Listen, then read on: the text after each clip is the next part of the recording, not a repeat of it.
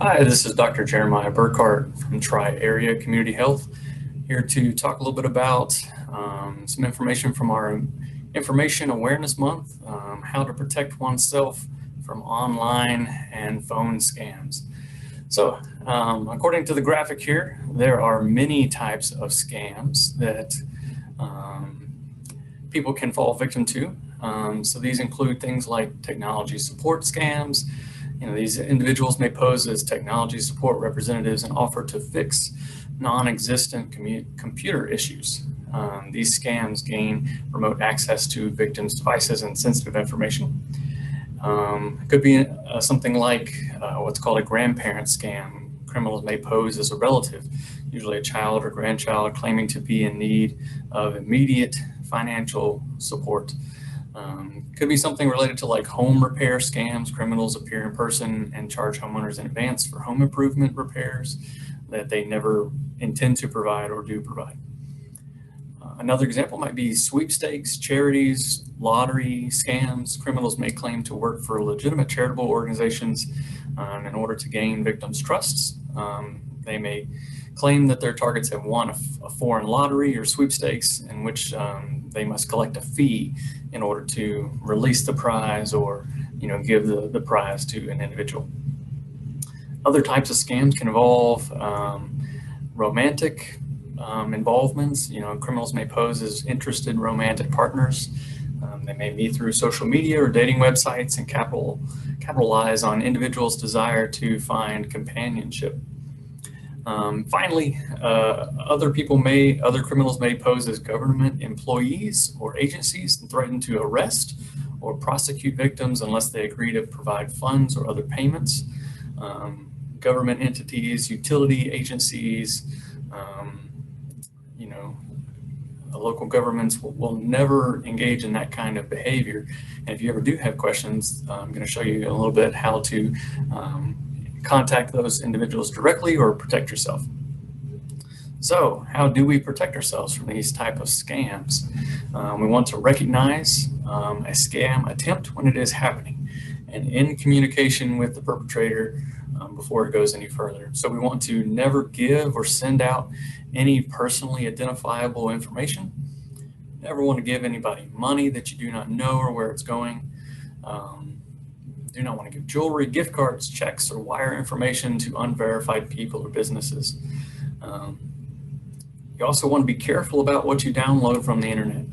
Never open an email attachment or from someone or some agency that you're not familiar with.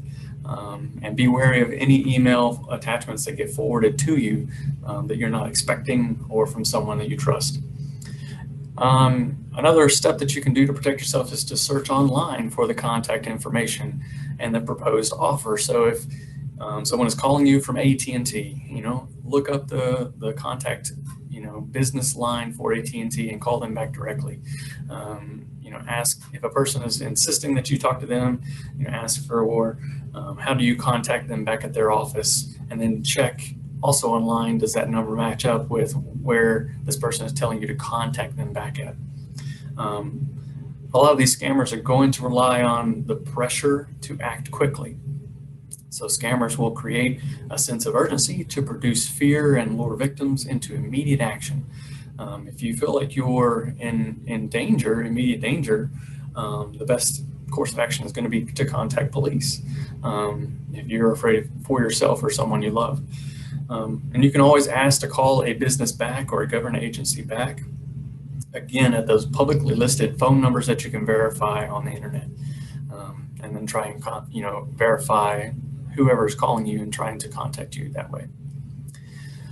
Some other things that you want to do is to take precautions to protect your identity. If a criminal gains access to your device, your phone, your tablet, your computer, or an account, even things like Facebook, Twitter can cause problems for someone as far as identity theft can be concerned.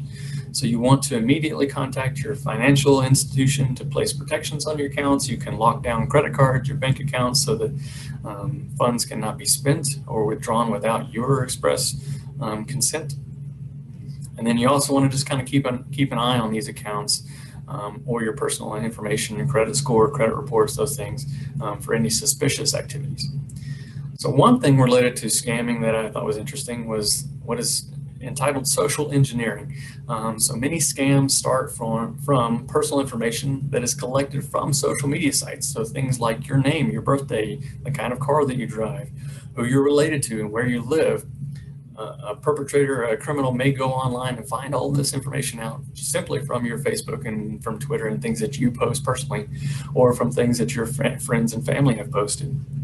And they may contact you directly, knowing a lot about you.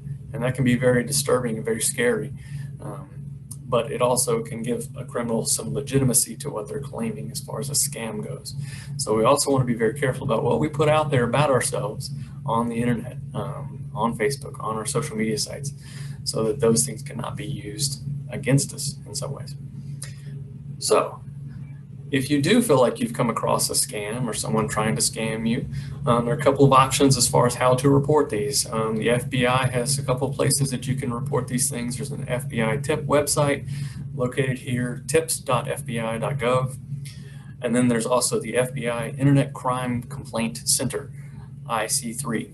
And so it's IC3, the number 3.gov. And also the Federal Trade Commission has a phone number that you can contact them, and it's 1-877-382-4357. And of course, you can always contact your local police or sheriff's department about any information that you have concerns about related to local scams, especially if it's within their jurisdiction, especially if you've had anyone approach your home or place of business about a scam that you're having questions about.